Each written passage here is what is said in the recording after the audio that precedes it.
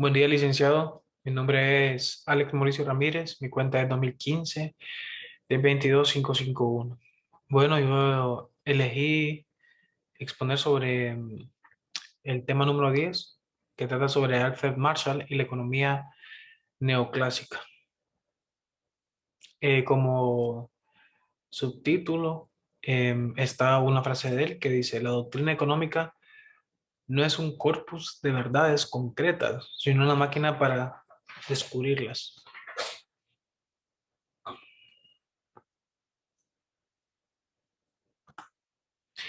Alfred Marshall nació en 1842 y falleció en 1924. Se considera uno de los dos aspirantes al título de padre de la teoría microeconómica neoclásica. El otro es León Warlas, basándose en las obras de Smith, Ricardo y J. S. Mill. Marshall esperaba, por supuesto, que sus propias ideas fueran tanto originales como perdurables, pero quería sobre todo ser comprendido no solo por sus colegas economistas, sino también por la comunidad en general y especialmente por la comunidad empresarial.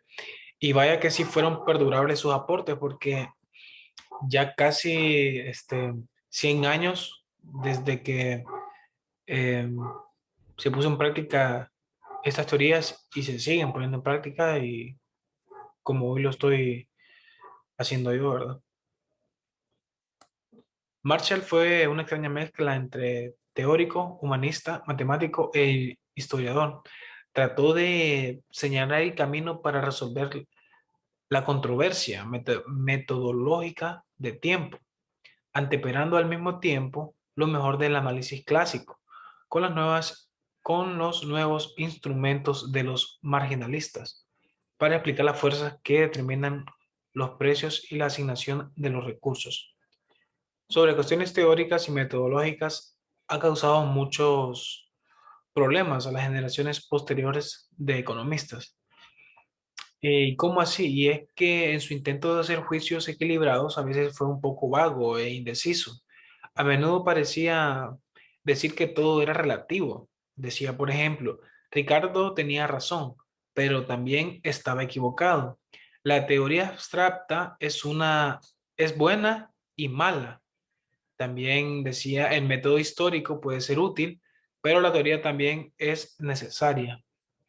Los pagos a los factores de producción determinan los precios desde un punto de vista, pero son determinados por los precios desde otro. Algunos lectores ven esta flexibilidad con respecto a las cuestiones teóricas y metodológicas como una demostración de verdadera sabiduría. Pero otros, especialmente los economistas matemáticos más abstractos, se irritan por lo que consideran indeciso de la economía de Marshall. Bueno, lo que pasa es que algunos al estudiar o escuchar este tipo de, de cuestiones que hacía Marshall, lo consideraban como que sí era un sabio, ¿verdad? Que tenía la suficiente sabiduría y que esa relatividad se debía a lo mismo. Pero otros que estudian más a profundidad las cosas decían que era una indecisión.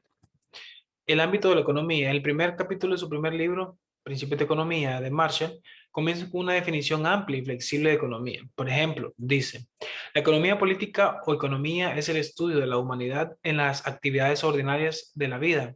Examina la parte de los actos individuales y sociales, que está más conectada con el logro y el uso de los requisitos materiales del bienestar. Bueno, Marshall también sugirió que cada economista define el ámbito de la economía en función de sus propias inclinaciones, ya que algunos es más probable que trabajen mejor dentro de una definición bastante estricta del ámbito de la economía y otros dentro de un marco más amplio.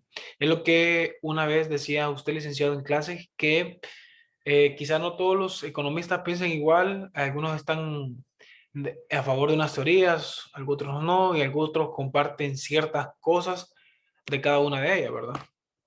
Marchas y el método, dice. Se dio cuenta de que el principal fallo de los economistas clásicos, especialmente en la economía ricardiana, era el hecho de que no reconocieran que la sociedad cambia. pero observó que la teoría abstracta, combinada con un análisis histórico, podía corregir este defecto. Y es en el apéndice B en el que elogió a Adam Smith como modelo de método. Cuando se refiere a apéndice, es una de las secciones de uno de sus libros. Para Marshall, el uso de una metodología diferente implicaba un conflicto, no implicaba un conflicto o oposición, ya que ya que todos los economistas están empeñados en una tarea común. Cada metodología arroja su particular luz sobre el funcionamiento de las economías y nos permite, pues, comprenderla mejor. Esto quiere decir que cada economista, aunque piensa diferente, siempre hace un aporte a la idea general que todos tienen, que es comprenderla mejor, ¿verdad? Comprender lo complejo, el método marcialino en acción, dice. Marshall tenía dos razones para considerar que el estudio de una economía era complejo y difícil. Por un lado, todo parece depender de todo lo demás. Existe una compleja y a menudo sutil relación entre todas las partes de un sistema. Y por el otro lado, dice que el tiempo es la causal principal de las dificultades de las investigaciones económicas que obligan al hombre con su limitada capacidad. El problema del tiempo. Una de las principales dificultades del análisis económico es que las causas tardan en dejar sentir sus efectos. Cualquier análisis o conclusión que explique correctamente los efectos a corto plazo de una causa puede extraer conclusiones incorrectas sobre los efectos a largo plazo. ¿Qué quiere decir? Que a veces actuar prematuramente por queriendo dar resultados de algo que es a corto, queriendo dar resultados cuando hay en cuanto a tiempo, un corto plazo, puede ser muchas veces erróneo porque a veces, como lo dije anteriormente, las sociedades cambian. Para resolver los problemas originarios del tiempo, Marshall definió cuatro periodos. El concepto del tiempo de Marshall no es el tiempo cronológico, medido en horas de reloj, sino que un recurso analítico. El primer periodo que él menciona es el del mercado. Es un tanto corto que la oferta, es un tanto corto que la oferta es fija, o sea, perfectamente inelástica. El corto plazo, que es el segundo, es un periodo en el que la empresa puede alterar la producción y la oferta, pero no puede cambiar el tamaño de la planta. A largo plazo es un posible modificador del tamaño de la planta y todos los costes se vuelven variables. Bueno, y el cuarto periodo, que es el periodo secular o es el periodo muy largo, permite que la tecnología y la población varíen, por lo que Marshall lo utilizó cuando analizó las variaciones de los precios de una generación a otra.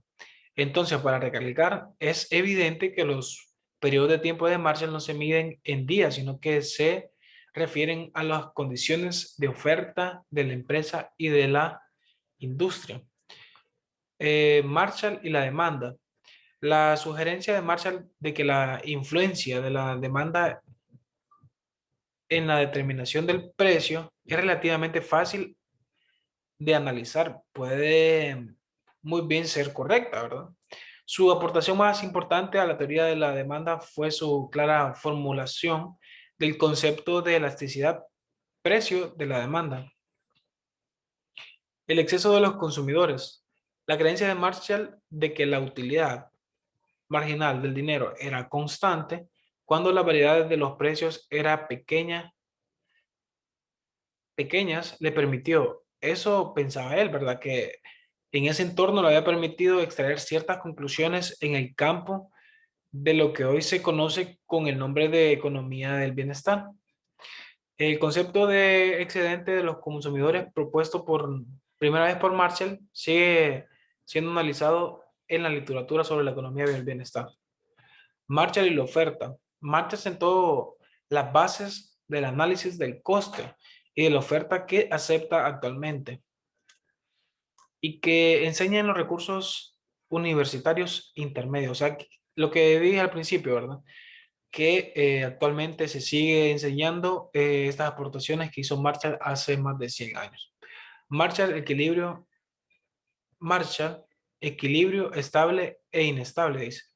En uno de sus libros, él dice que el equilibrio inestable es posible cuando la curva de oferta tiene pendiente negativa.